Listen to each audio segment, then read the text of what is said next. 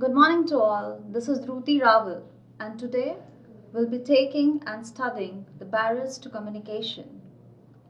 First, let's study as in what is communication.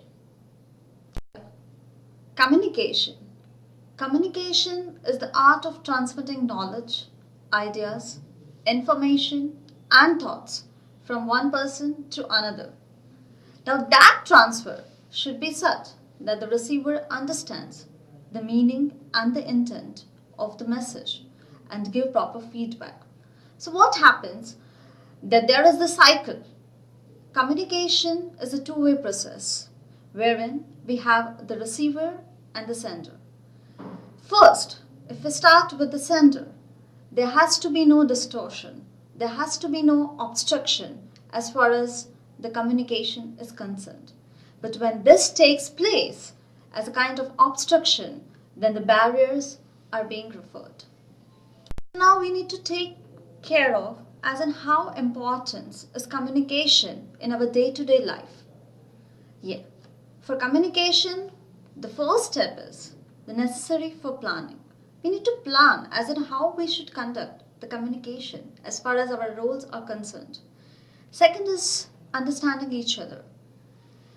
When we are working in the corporate environment, all we need to is definitely the understanding of the meanings of the words, not only words, but also the gestures, postures that literally makes an impact as far as communication is concerned. Third step is establishment of effective leadership. If we fail to communicate properly, if we don't have the communication, if we don't have that efficiency, then definitely we will not be able to lead the so-called group or the company.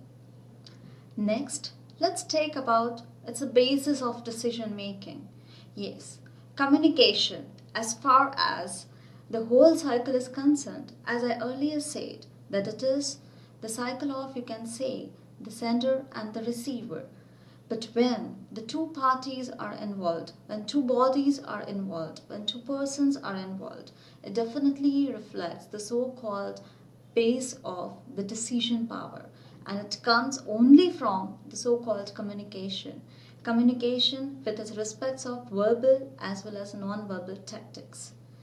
Next comes motivation. The next point that we are going to learn is motivation. If we are confident as in what we need to say, as in what we need to communicate with proper words, with proper channels, with proper medium, then definitely there comes the motivation and there comes the so-called confidence as in to put ideas in the correct manner. Now let's understand as in how these barriers take place. As far as the cycle is concerned, it takes place with the three levels.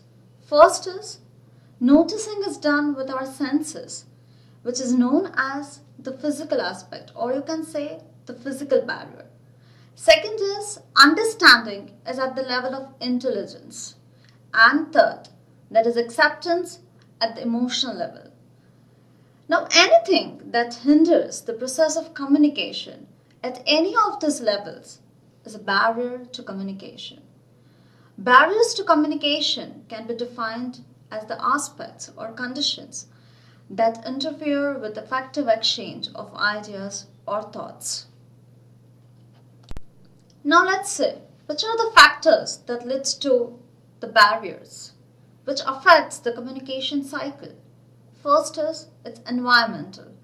That again comes into the so-called physical barrier that we will be studying afterwards. Second is technological, regarding the technology. Third, organizational.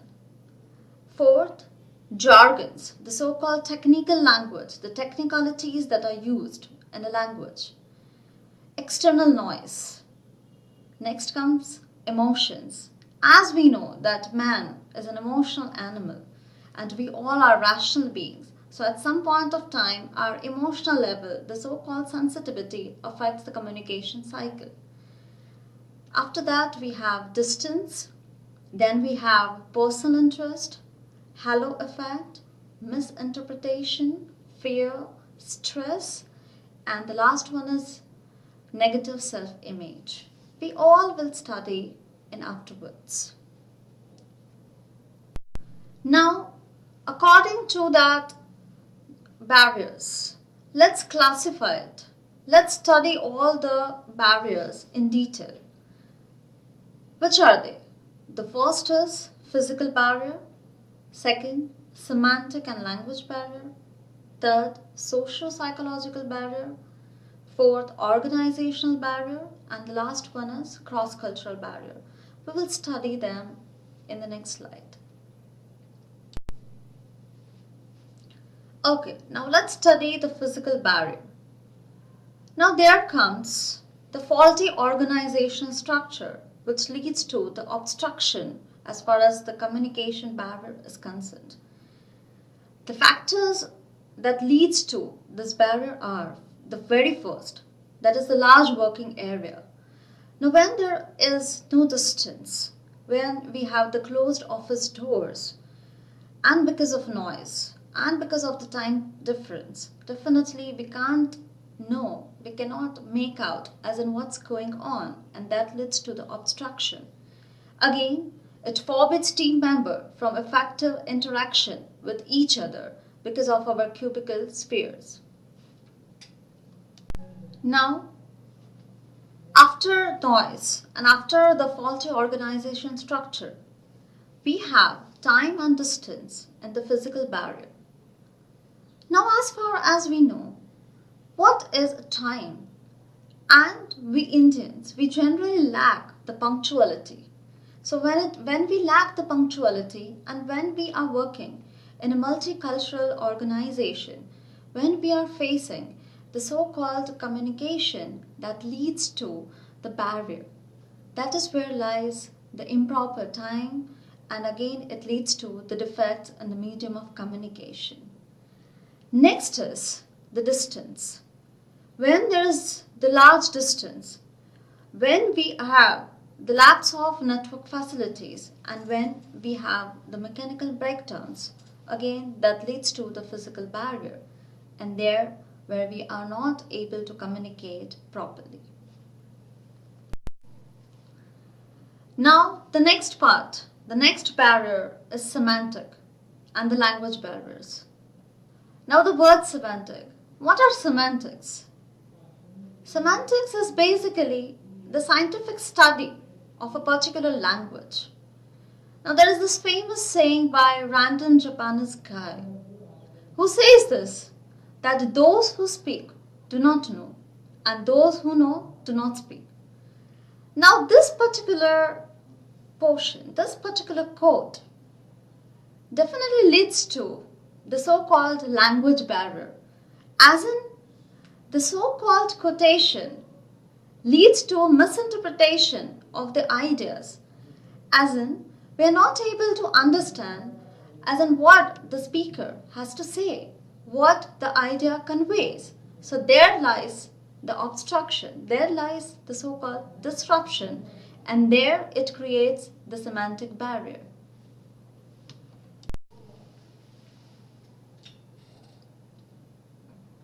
Now, we'll study as in what do you mean by semantics? What is the meaning of semantics? Semantics basically is the study of language, of words, and we are the second language learners of English, and so for that, for us, English is confusing, English is tricky.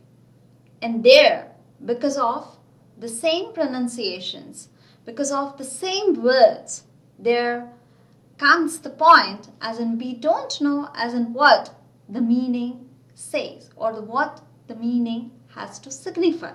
And there lies the semantic barrier. So let's study in deep as in what and how the semantic barriers arises, and apart from that, which are the factors that leads to the semantic barrier.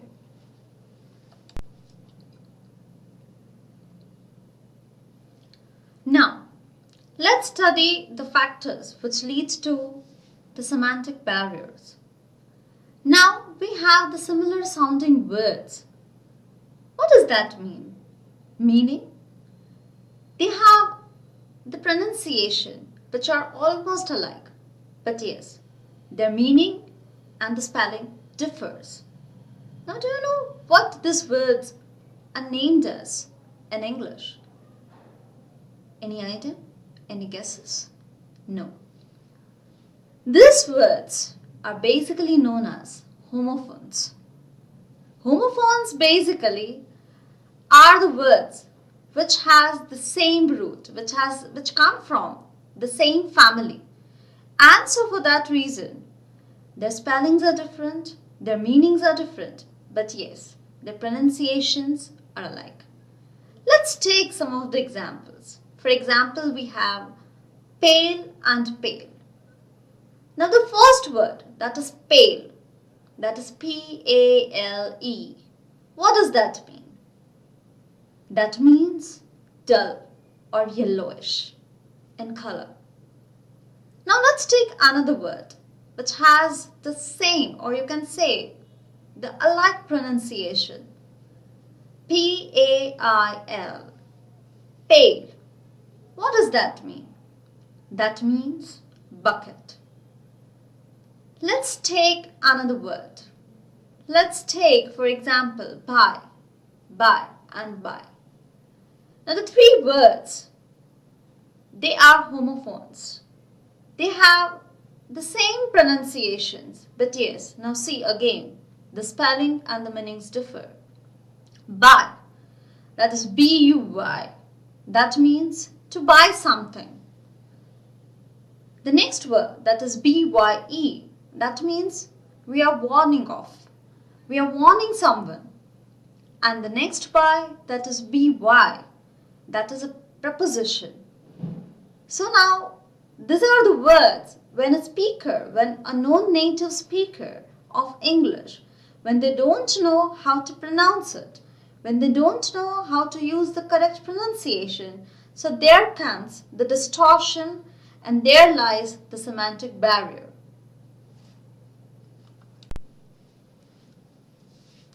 Now, after that, we'll study homographs, the second factor which leads to the destruction, or you can say the barrier in the semantics.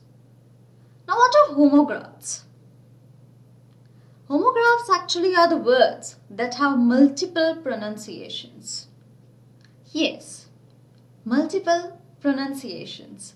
Same word, same thing, but yes, the pronunciation is different and definitely the spelling is same.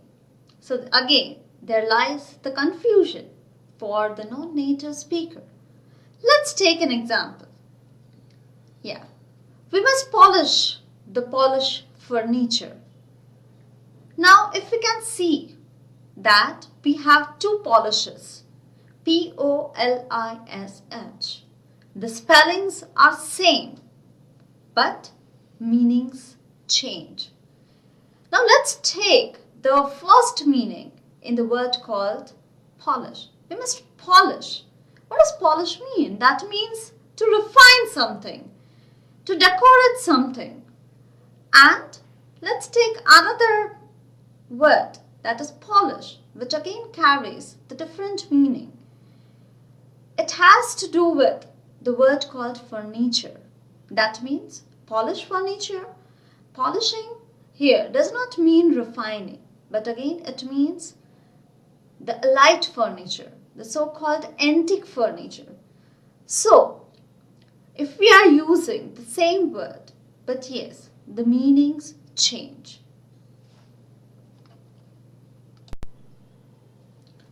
Now we will study homonyms.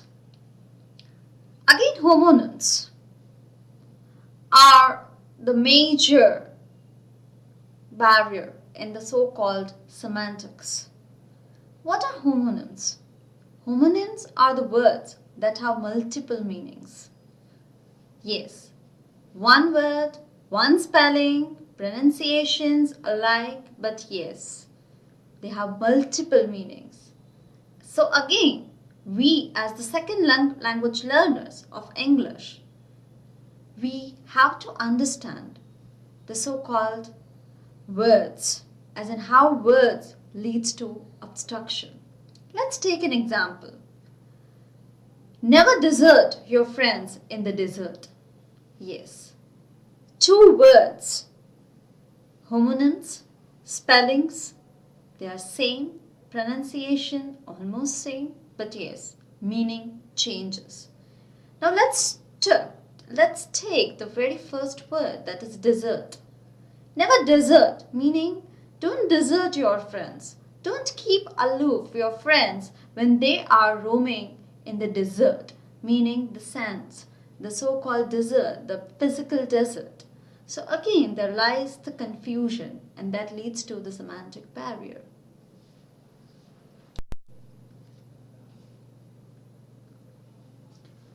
Friends, now don't you think that English is literally a very confusing language? Now again, let's study the so-called words. Yes, what are its significance when it comes to a particular sentence? What are they known as? Yes, they are known as denotations and connotations. Very high words, right? Very high, yes, for a student to understand as in what a denotation means and what actually is connotation.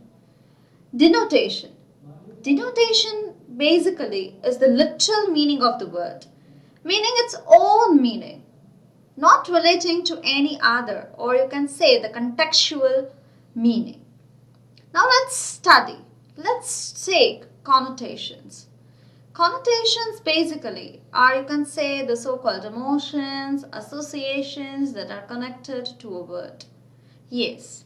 So it means the so-called contextuality, which is linked with the so-called expressions, emotions that are connected with a particular word. Which are the favorite connotations that we use? Yes. The favorite connotations? Yes, they are, you can say, honest, noble, sincere. But what about unfavorable connotation?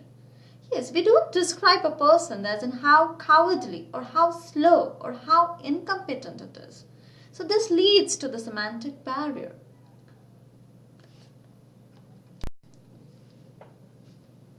Now, we had studied the so-called words and different meanings, which leads to barriers. Now let's take and let's study, for example, which leads to the language barriers. Why this kind of barriers take place in a language? The very first reason is, yes, definitely the different languages. As in, just take a particular word like hello. It means hello in English, ni hao in a different language, bonjour in French, or you can say kem cho in Gujarati. So just take a word, but yes, its context is same. But then also, when we don't know as in which word is used, in which sense, then again there lies the language barrier. Second is no clarity in speech. Speech, yes, when we don't maintain the so-called distance of tone, the proper modulation, proper articulation, proper toning, so there it leads to distortion, and there lies the language barrier.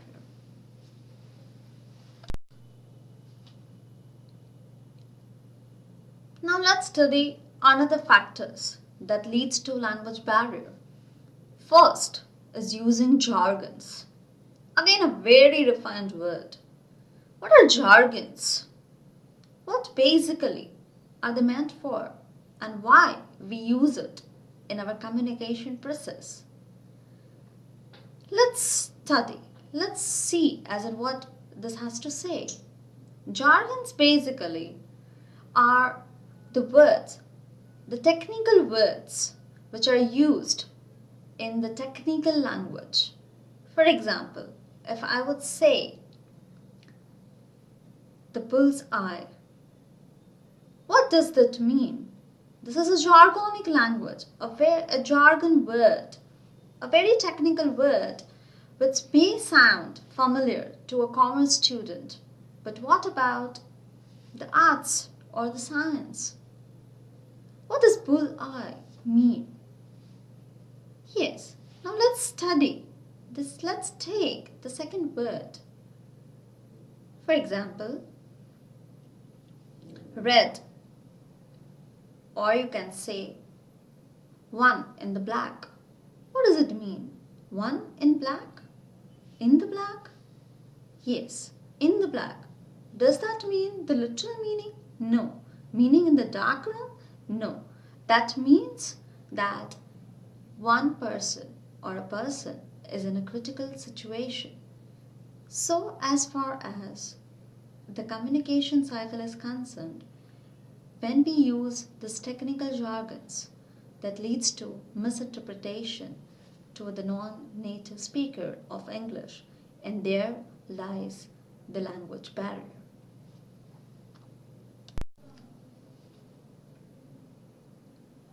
Now that we have studied the semantic and the language barrier, let's study the psychological barrier.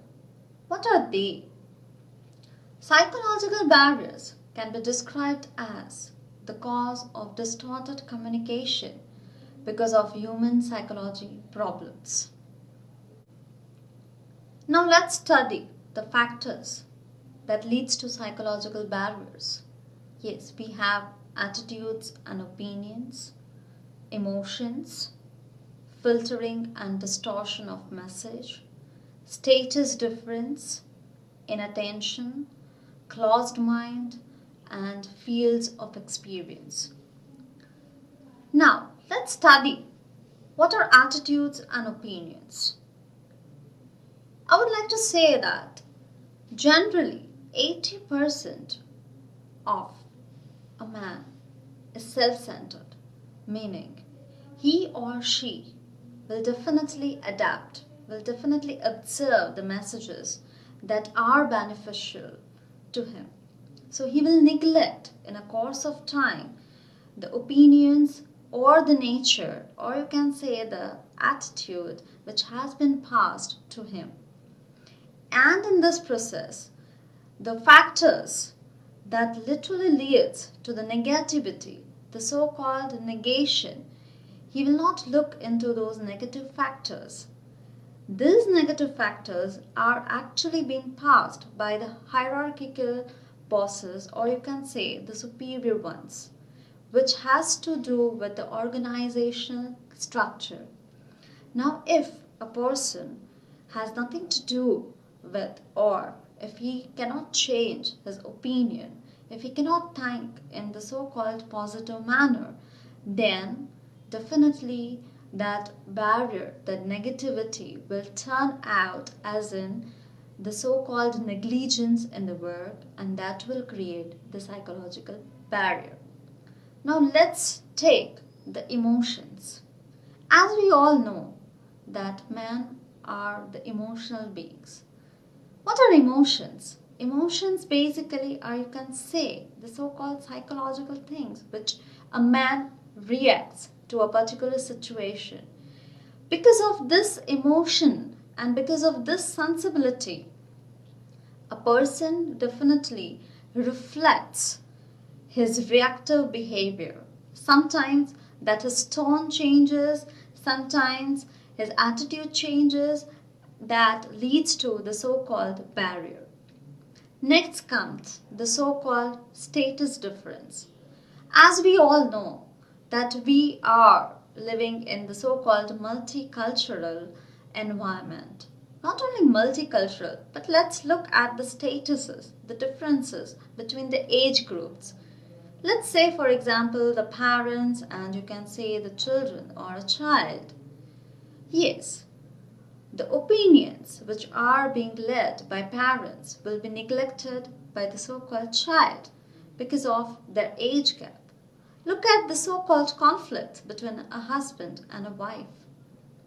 That leads to the gender issues, that leads to the psychology, because definitely they both are belonging to the different species, the different gender, and there lies the difference of adaptation of a particular thing or a particular sentence. So there again lies the difference between the status. Next comes the position of hierarchical thing. What is hierarchy? That leads to the topward, or you can say the downward communication.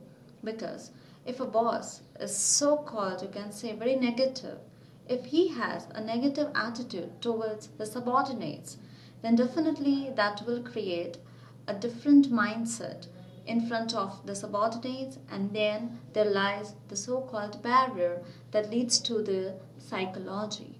So again there lies the status difference. And yes, the last one is definitely the closed mind. If a person is not able to think in a broader manner, in a broader outlook, and he is not ready to accept the ideas being put forward by a newly employed person, so it reflects his closed mind, meaning his closed mentality of adapting a particular concept or a particular idea which is actually beneficial to that organization. So in that case, it literally hampers the so-called organizational benefits. And yes, for this, it leads to the psychological barrier. So for that reason, again, we should be adaptable, we should be broader as far as the psychology is concerned.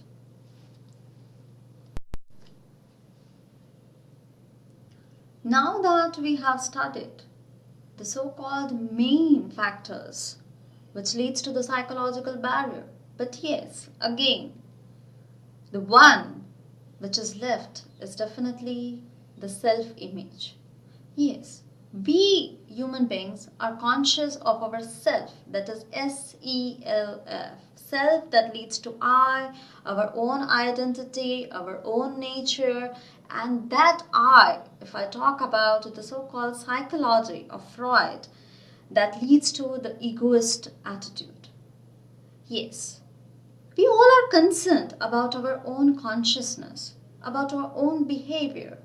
But when in that I, when we try to adapt the so-called egotistic behavior or egoistic behavior, then definitely we will not listen to what others are saying. And so for that reason, we will not try to do the things that are important or that are beneficial for the profit of organization. So for that reason, self-image definitely and is most prominently the most pivotal factor as far as the psychological barrier is concerned.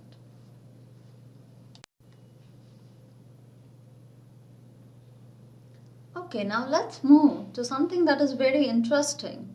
Yes, cross-cultural barrier. Yes, what is a cross-cultural barrier? Or what we mean by cross-cultural communication? As you can see in the slides, there are different shades of color. Yes, we can see white, we can see brown, and we can see the so-called, you can say blacks basically. Yes, we can see the different cultures being represented or working in the same organizational thing. So there lies the cross-cultural thing.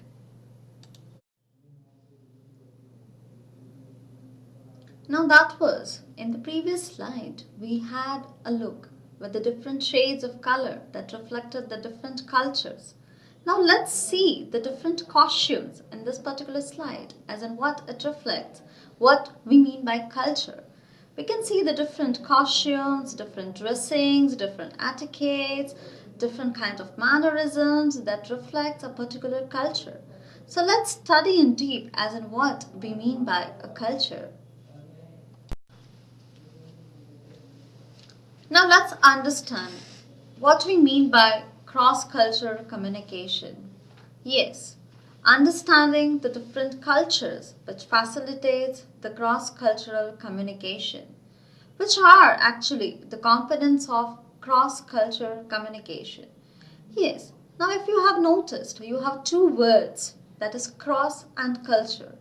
Cross basically is, you cannot say, we don't have to take again this in the literal sense, but yes, it has to be studied in the connotative, or you can say the contextual manner, wherein cross lies, the cross manners, the so-called, you can say the cross means basically the different culture.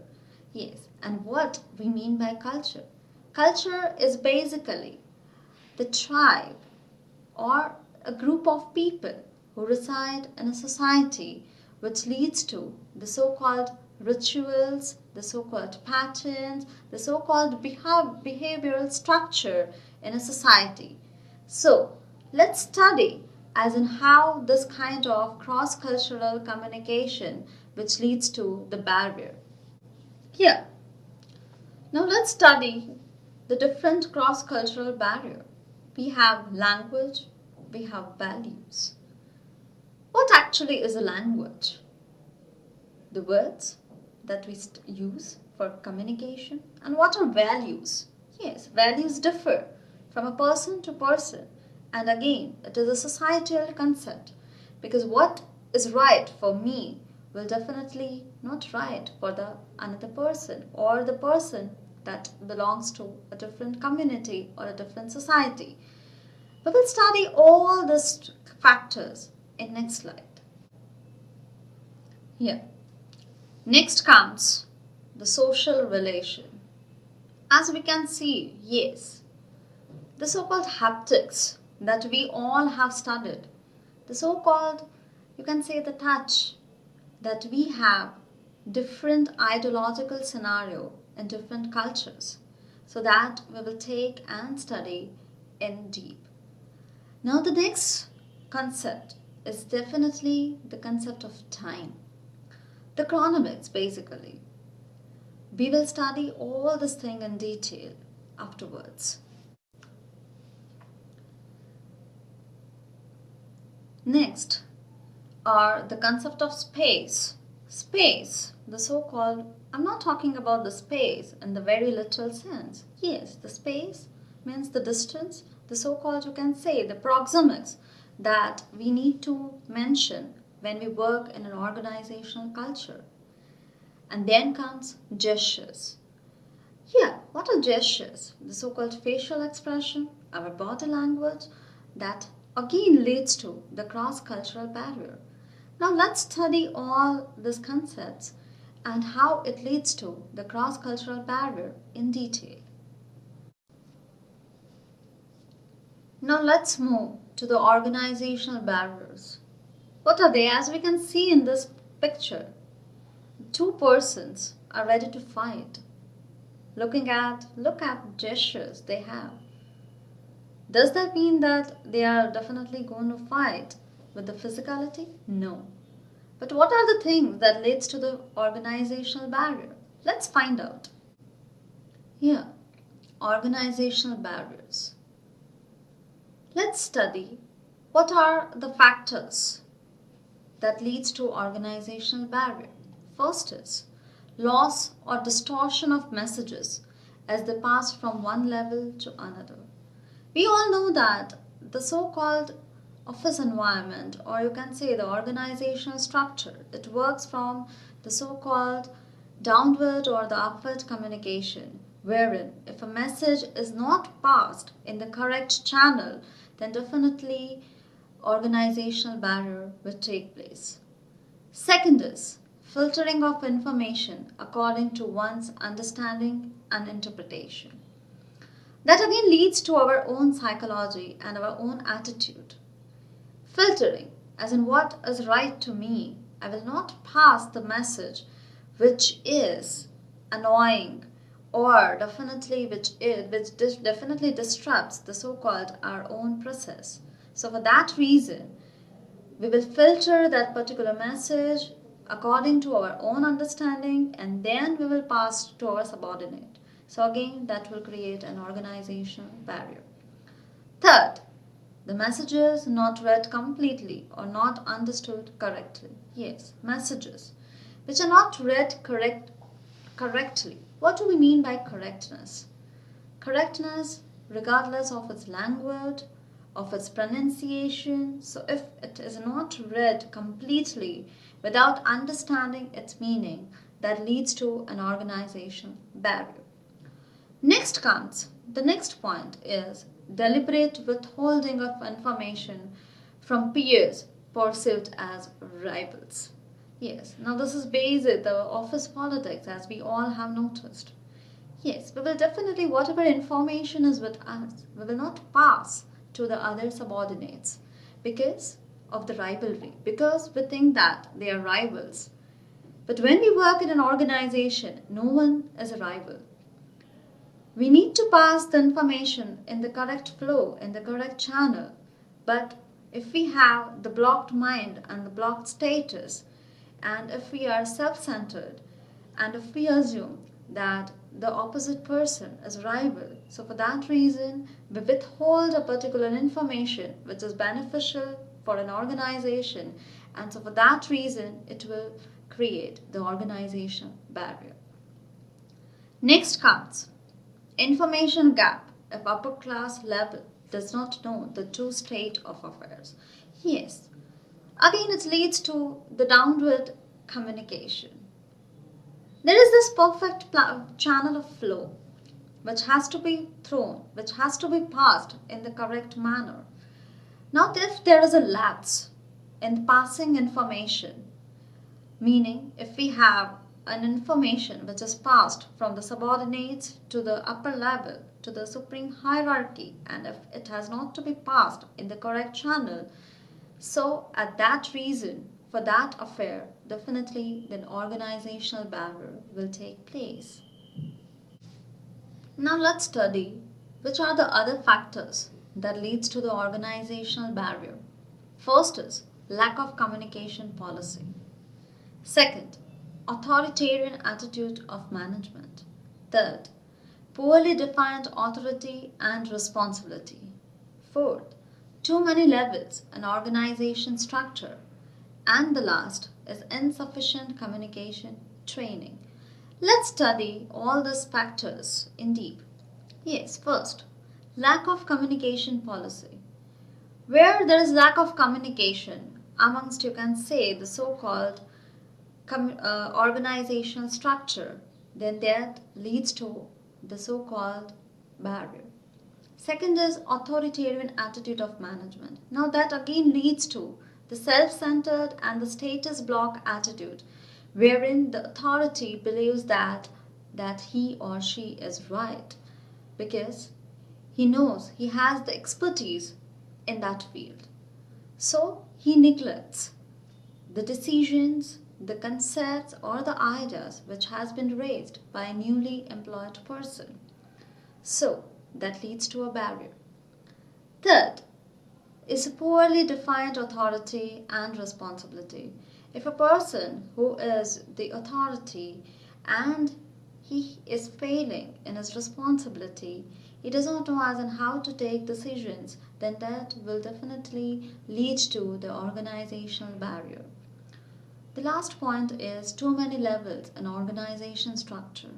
Yes, when we have multiple levels in an organization structure, meaning I talk about there are multiple of bosses, multiple of you can say channels and the so-called top-lit communication process, then definitely the communication is not passed in the correct channel or the flow, and for that reason there happens the so-called communication or you can say the organizational barrier. Yes, and the very last and the pivotal point in the organizational barrier is insufficient communication training. Communication, as the word mean, yes, it's not only relating to the words, but how it has to be taken, how one should communicate with whom. As in, it should be depending on a situation by using correct postures, gestures, facial expressions. Apart from that, again, it reflects the so-called correct usage and the correct pronunciation of the words that they are using. If all these things are being lacked, and if a person, or you can say the so-called subordinates, don't know how to use it, then definitely that leads to the organizational barrier.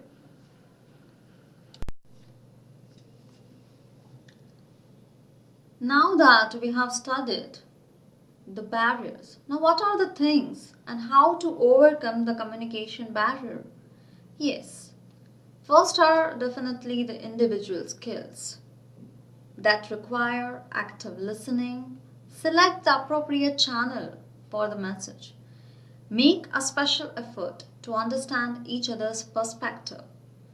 Managers should practice MBWA, that is definitely the so called not having the egotistic attitude, and he should have the so called open mind attitude. Now, which are the another organizational actions that can help to overcome communication barriers? Let's study. Create a climate of trust and openness. Yes, if we are working in an open environment, if we have definitely the trust and confidence amongst ourselves, then that will definitely resolve the conflicts, and then no communication barrier will take place. Second, develop and use formal information channels in all directions. Yes, in all directions means in all way, in all forms of, you can say, the communication channels, meaning topward, downward, the so-called, you can say, grapevine channel. Yes, it has to be passed in each and every direction, having trust and flow in the proper manner. Third, encourage the use of multiple channels, including formal and informal communications. Yes, if you are following multiple channels, which includes the formal and the informal communications, then please motivate your subordinates in each and every channel just to overcome this communication barrier. And last one is the organizational structure should fit communication needs. Yes, it should definitely encourage and motivate a person who speaks in the right manner with the right usage of words. If an organizational structure is like that, then definitely we will be able to overcome all the communication barrier. Thank you. I hope you have enjoyed the session, the so-called barriers to communication.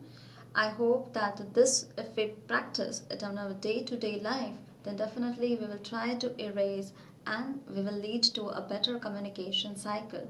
Thank you all. Have a pleasant and a nice day.